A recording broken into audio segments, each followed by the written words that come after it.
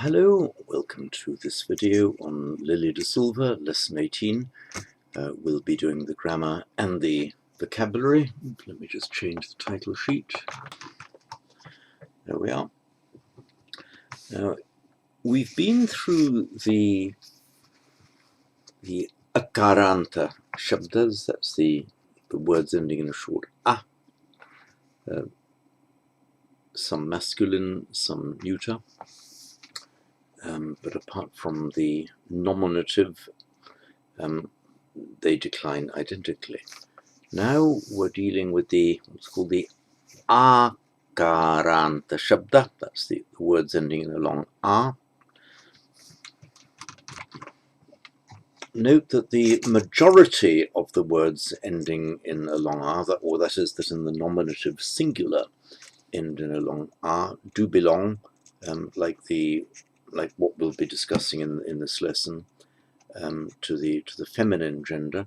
But you do often find, that you will find, there is a range of words of which the nominative singular also ends in a, which belong to a different declension, such as sata, teacher, sata deva manusanam, and so on, which is cognate actually with the Latin endings in ter and tor. So pater, a father, pitta, pittaram in Sanskrit and Pali, or lector, as in a reader, lector. That's sata, sataram. So in practice, there's no real risk of confusing them. So I will show you now the comparative sheet that I have prepared, which you'll find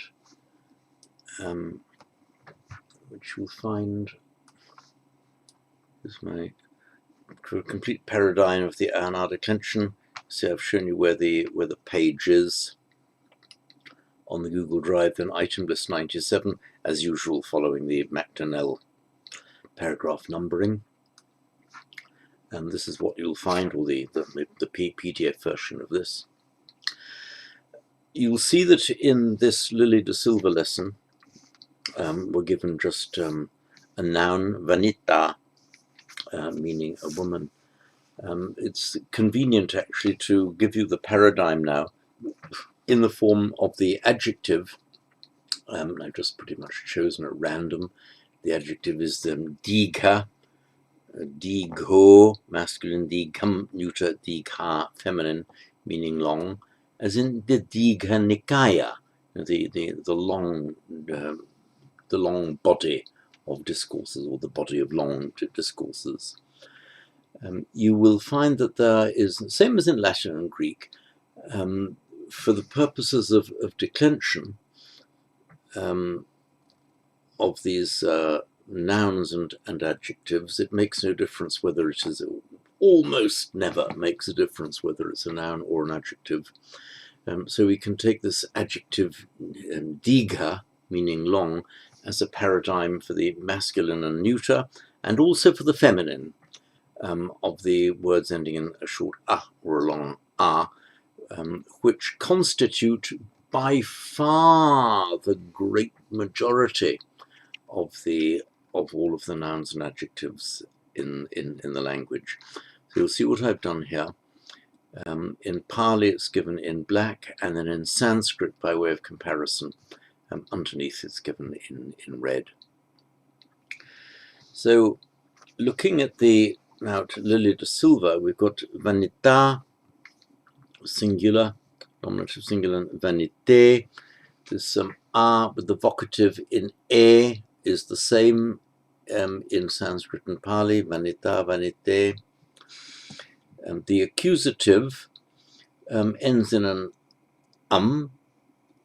so in the masculine digham, following Sanskrit in dirgham.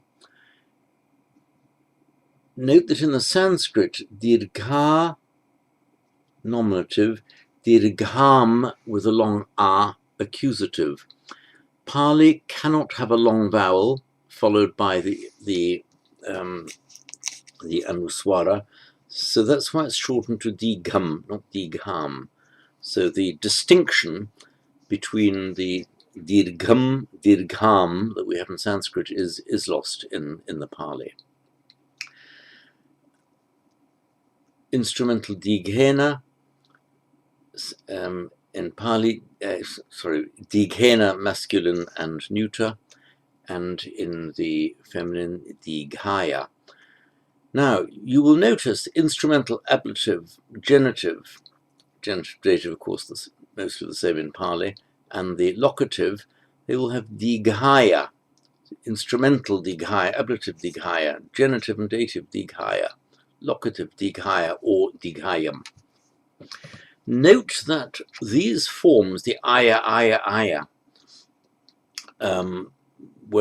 are actually differentiated in Sanskrit.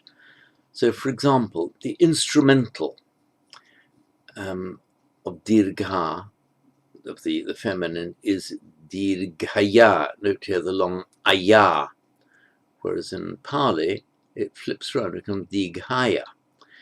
The ablative, in Sanskrit, the ablative and the genitive are the same. It's the aya ending.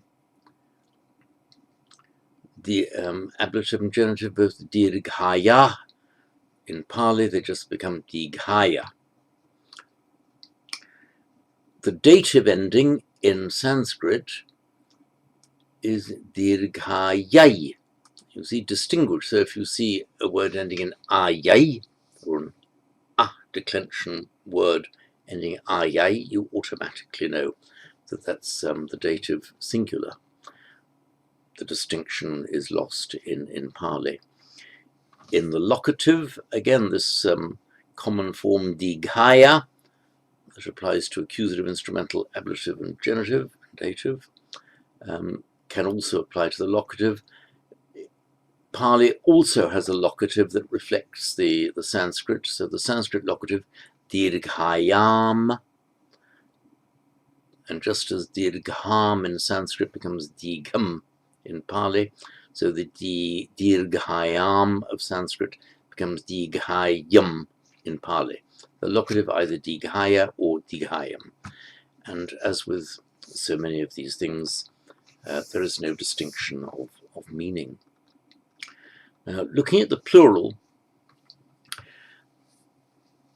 look at the nominative plural, dirgha, with this long with visarga, which, as you'd expect in Pali, becomes digha. The feminine, nominative plural feminine, is actually the same as the masculine here, dirgha. And that is reflected in the Pali digha, though the Pali has an alternative form, dighayo. So it's either digha or dighayo. For the accusative plural, masculine, regular there, with its an, dirghan, as we usually see, the masculine plural accusative, the Sanskrit an becomes an a in Pali, so it's dighe. In Sanskrit, for the plural of the nominative and accusative, the long a, they're the same. They're both dirgha, and that is why you see digha and dighayo for both the nominative and the accusative there. The instrumental and the ablative,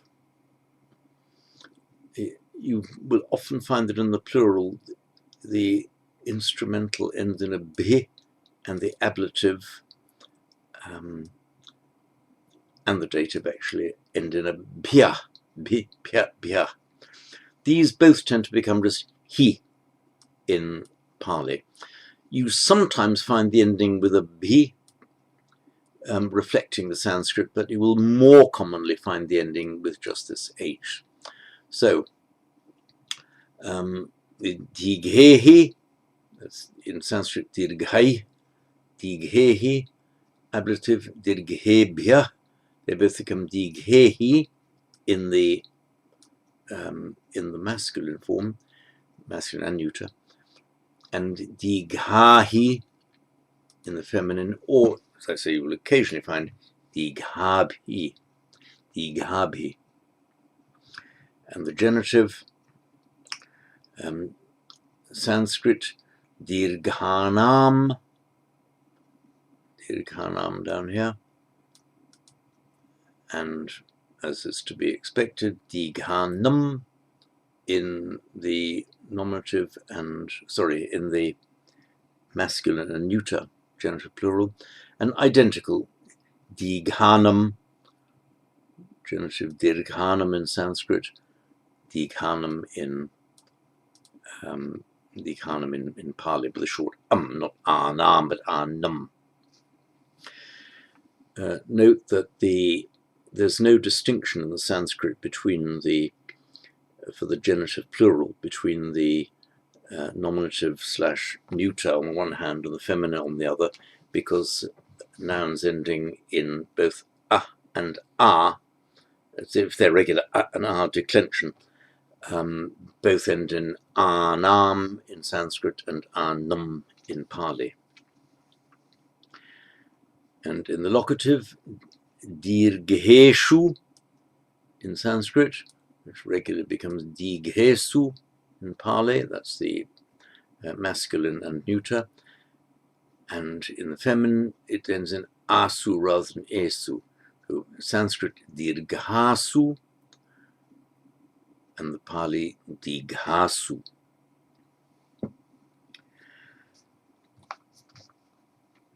So we will now look at the vocabulary for these words. Let me just pull up my iPad.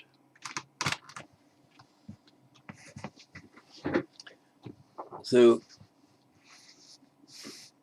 I'm looking now halfway down page 70 in Lily de Silva, section 2. So the following nouns are similarly declined.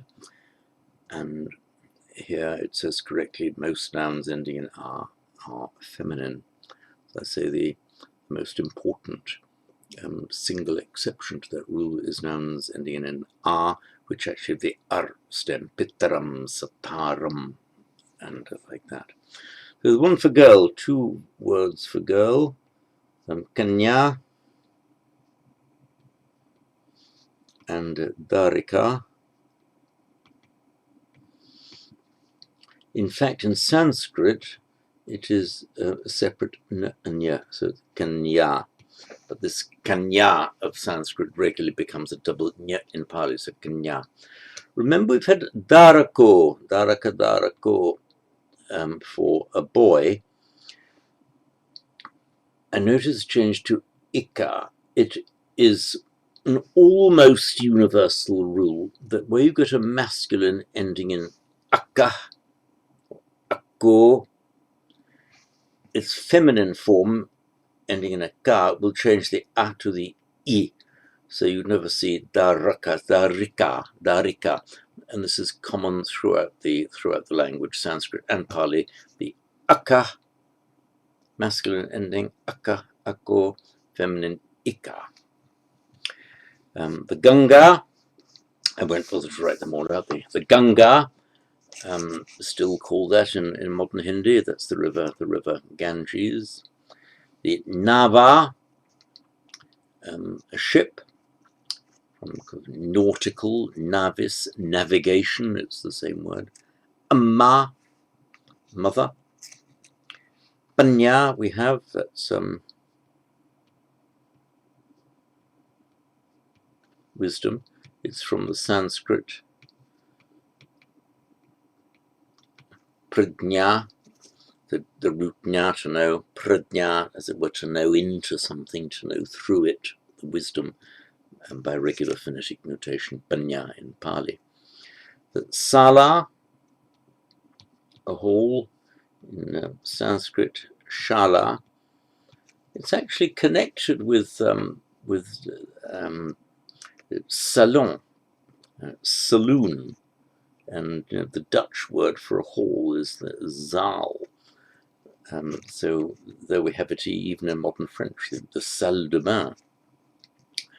Bharia, wife,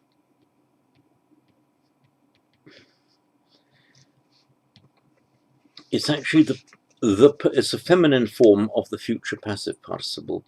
It means the person who is to be supported, who has to be supported, and it's from the root bre, meaning to cognate with our English word to bear in the sense of to carry. And if somebody is to, some person or thing is to be born or carried, it's bharya, as in kri, karya, and so on. The feminine form of it in Sanskrit is bharya, and as we sometimes see happening, we've got a long a followed by a conjunct consonant, two consonants run together, rya.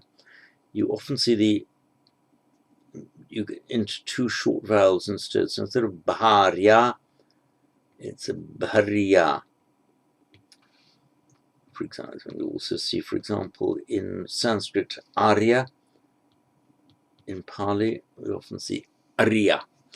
So bharya, from Sanskrit bharya, she who must be supported. Sabha, assembly.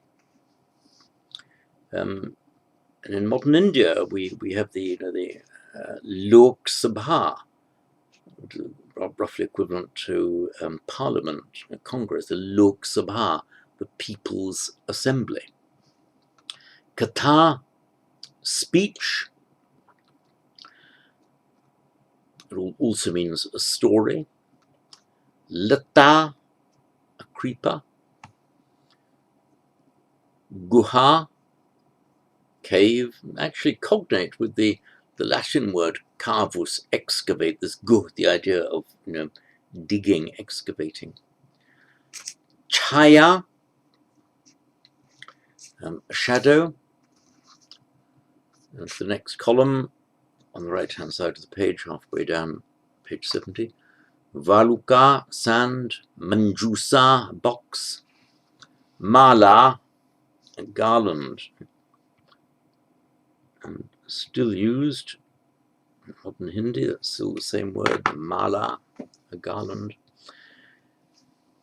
We have heard of Angulimala, the ex-robber, and murderer, who turned to the Dhamma. Oops, sorry. Anguli means finger. Finger garland. Angulimala. Note that where you have a feminine noun, mala, and it then occurs at the end of an adjectival compound, it loses its inherently feminine form with the long a and declines like any other adjective in a.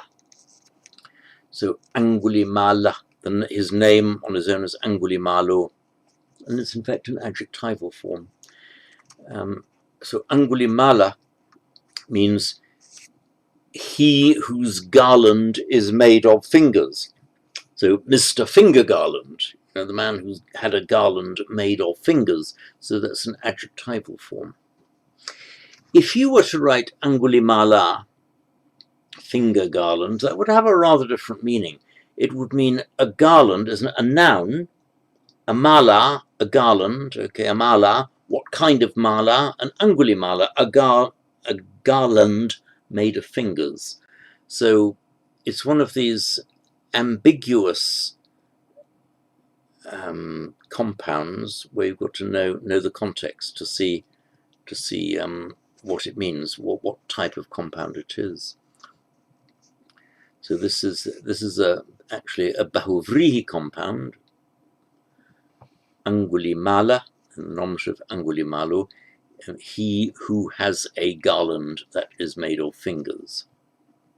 And what did he have? He had an Angulimala. He had a finger garland, a garland that was made of fingers. So both are linguistically permissible. Surah, liquor. We have in the precepts, Surah, Merya, Majja, Pamada, Tana, Veramani, Sikapadam, Samadhyam is the Surah. Sakha,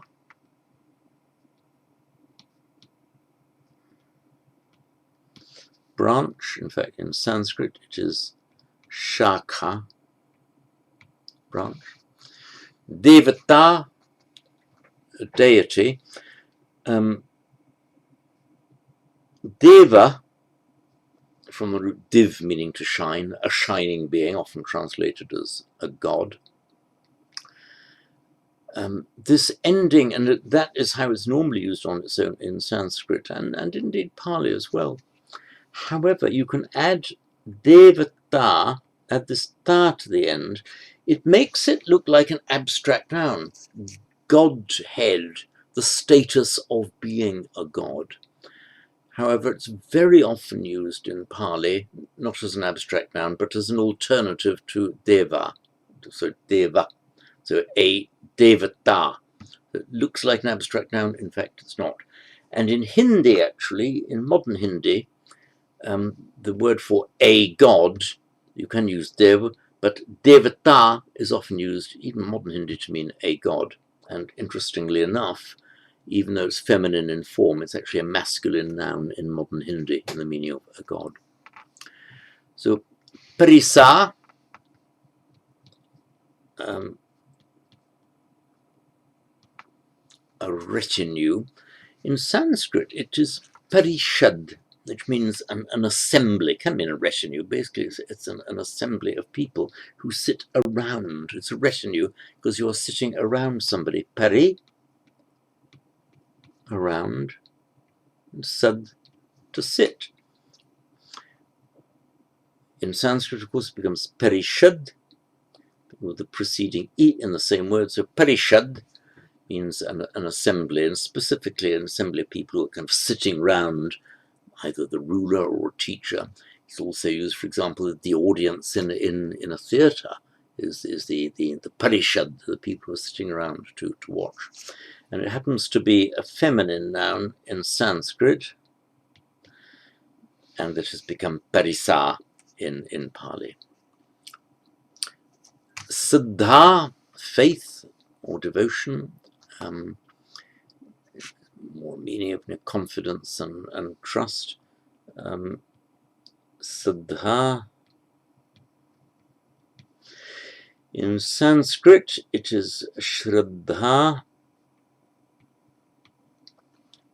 which is made up of shrad plus dha, to place. Shraddha means placing one's trust. Interesting bit of etymology here. As we know, the sound sh in Sanskrit often becomes a k in Greek and Latin. And we have this word in Latin, and it's come into English, the shrad. We have credere in Latin, meaning to believe. Also where we get the word credit, you give somebody credit because you believe him, you trust him. This credere is how it's come to us from classical Latin, but it was originally credare, to give cred. So you're giving something, dare, to give, and Sanskrit da, to place, not to be confused with da, to give. This is the da, to place. So the Sanskrit shraddha, this shrad placing, comes into Latin as older Latin, pre-classical, as credare, to give cred, and then later Latin, classical Latin, credere, short e, credere. Giva, neck, Sanskrit griva, Pali giva. Jibha, tongue, Sanskrit, it's jihva. We often find that this will metathesize or swap places with another consonant that it's next to. So, which is why we have in Pali jibha, jibha, It's not a sound you'd find at the beginning of a word, but you can find it in the middle word. In the middle of a word, it has to have a preceding vowel. Pipasa.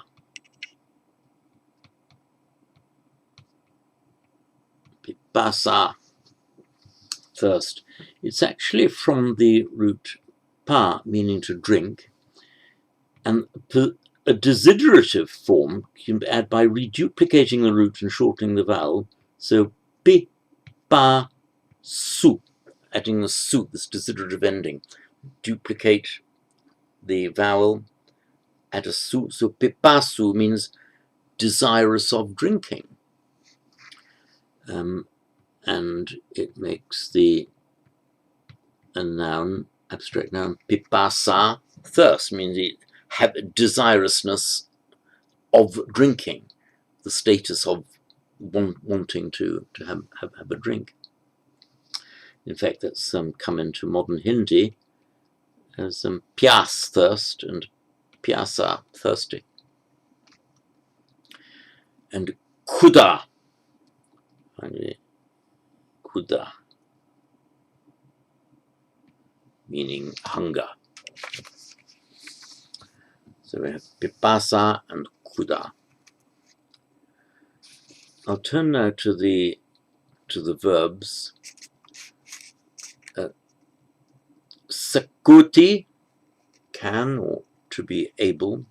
It's from the root shak. Query whether it's actually from that same root comes Shakyamuni, or whether it's just an independent name of that clan, the Shakya clan. It could be. And in Sanskrit, it is a class 5 verb, so it becomes shaknoti,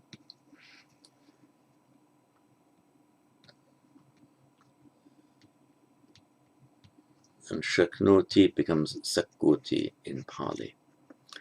The next one, parivareti, accompanies or surrounds. You have this pari prefix, meaning around, is cognate with the Greek peri, as in perimeter, the perimeter, that which measures around something. The pericardium is the membrane that surrounds the heart, pericardium, around the heart. So, and the root vri can mean to cover or to hold back, to prevent. It's cognate with the holding back. It's actually cognate with our English word aware. The weir, the varet, holds back the water. So parivareti means you cover around, you surround or accompany. The idea, if you accompany somebody in a protective way, you parivareti, you surround them. This the next word, nivareti, to prevent, with the prefix ni, meaning in, but often has a kind of a negating meaning in the sense of down or stopping. Rodha, preventing. Nirodha, cessation. So nivareti is to prevent.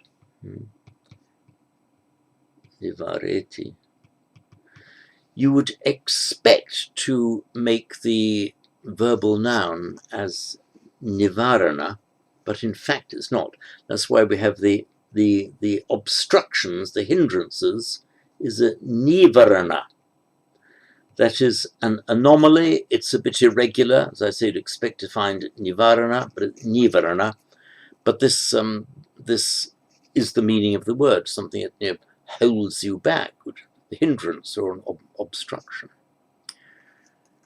Anubandhati follows, chases after. So bandh means to bind. You bind after, you bind yourself after it. You bind yourself to it and follow it. Anu, this anu in the sense of following on, or pursuit, staying with it. Kujhati, to get angry, be angry or get angry. It's the root is krud. It makes its verbal noun, I'm talking about Sanskrit now, it makes its verbal noun krodha, Guna, an addition of so krud to be angry, krodha, anger, which is where we get the Pali Godha. It is a class 4 verb in Sanskrit, so class 4 parasmaipada, so it adds the ya to the root. So he or she gets angry is krudhyati, not krodhati or krudhati, but krudhyati, and that accounts for the Pali form that we see here, kujhati, with this dhya becoming a j, as in dhyana, jhana, and with the preceding vowel, then you double the j to reflect the fact that there's a conjunct consonant. So it's conjunct, so it's doubled, it's an aspirate consonant there, so you aspirate the j. Kudhyati, kujhati. And this is a regular phonetic mutation from Sanskrit to Pali. Namasati, to salute or worship.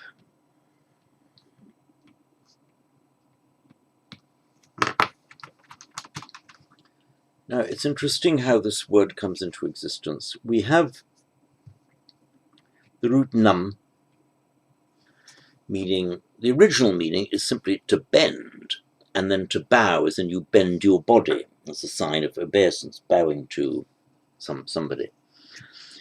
And it's a regular verb. You could have namami, buddhang namami, I bow to the Buddha. As we know, it can make a verbal noun, namas, where the us is actually part of the stem. So that's why, for example, it would make its, both in Sanskrit and in Pali, it would make its instrumental form namasa, for example. As we have manas,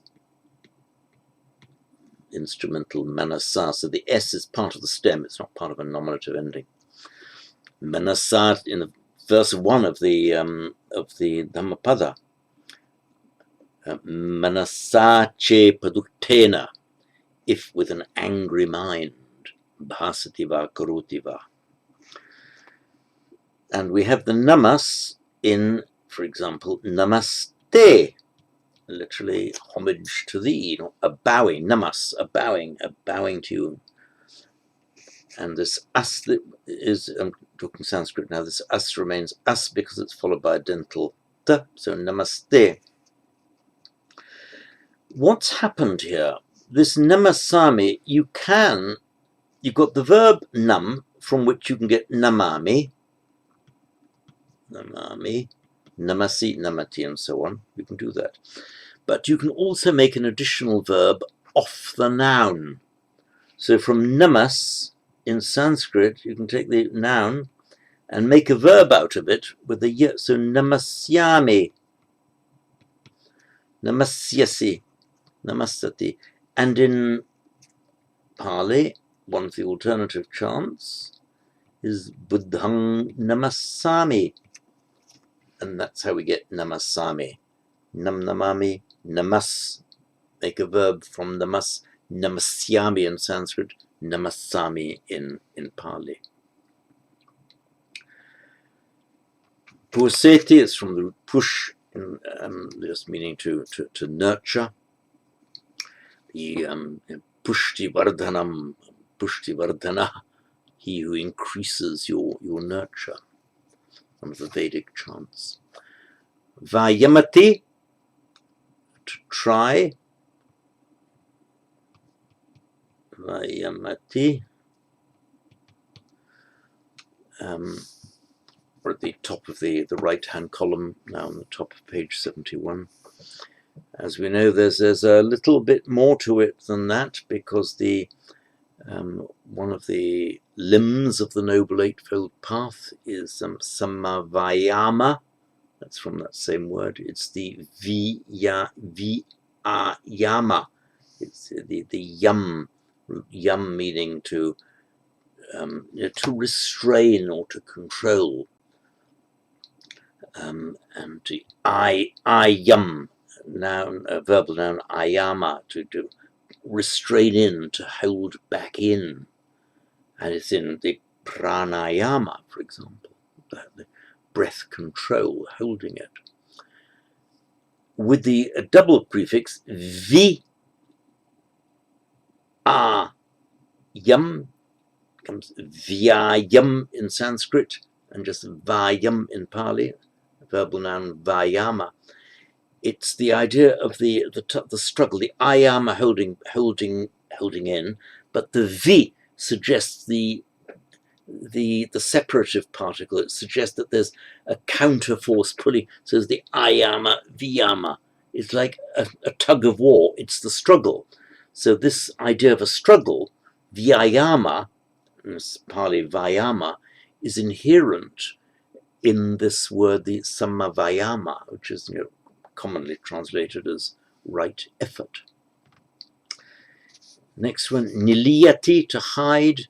We've had the root li, meaning to lie down, or to resort to something, to the place where you go to lie down, cognate with our English word to lie, as in lie down, not telling untruths. The fox's lair, for example, is where the fox goes to lie down, is his place of safety. Ni, meaning in or down, so the niliyati, where you lie down, where you go away to hide. Salapati, it's from the root lap. Salapati is some lapati, to some cognate with con, so con lap, having conversation with somebody. It's salapati, and the verbal noun salapa. Mudati, it's from the root mud, mudati. Sorry. This root mud actually is cognate with our English word mood, and being in a good mood and a bad mood. And the idea of it in Sanskrit and Pali, it has the meaning of rejoicing. Anumodana, rejoicing for somebody else. Sukham vindati,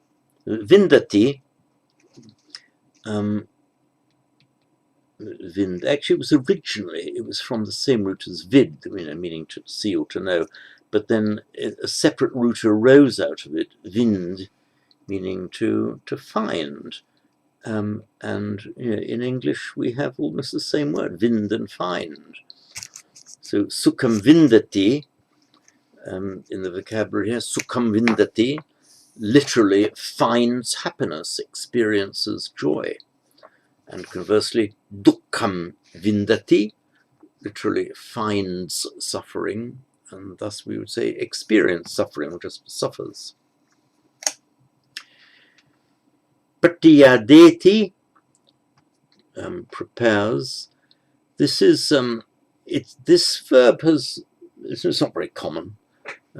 This verb has come quite a long way from Sanskrit. I'm just going to call up the Sanskrit for you. It's from the root yet.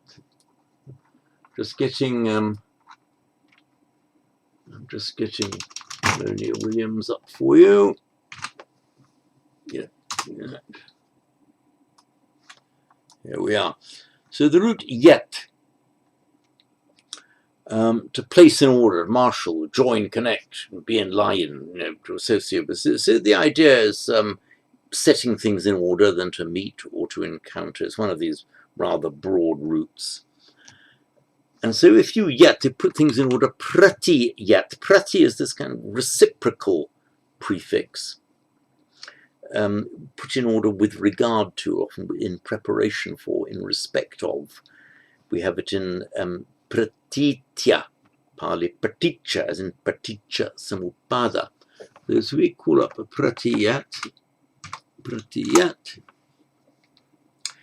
to guard against or to counteract. It's given here as to prepare, and that's its normal meaning in Pali. So you can see that the Sanskrit pratiyatati, and it has this class 10 pratiyatayati, to retaliate or to requite.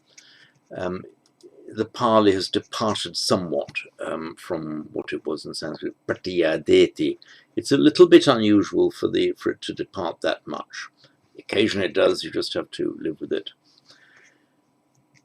And finally in the vocabulary, pakipati, to put, to place or deposit. Bring you back to my iPad. It's from the root kship, of which the basic meaning is to throw. It's a class 6 verb, which means that the